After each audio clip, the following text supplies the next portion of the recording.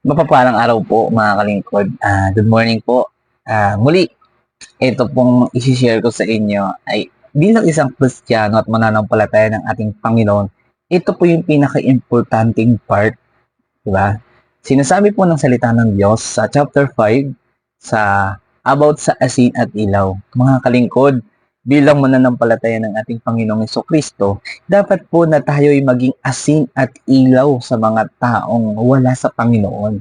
Tandaan po natin, binigyan tayo ng pagkakataon ng Panginoon na malaman ng katotohanan upang ang mga taong wala sa Panginoon ay malaman nila yung katotohanan at maging mabuti tayong halimbawa sa kanila upang maakay natin sila sa landas patungkol sa Panginoon. Hindi po pwede na tayo ay asin at ilaw, pero tayo yung nadadala nila.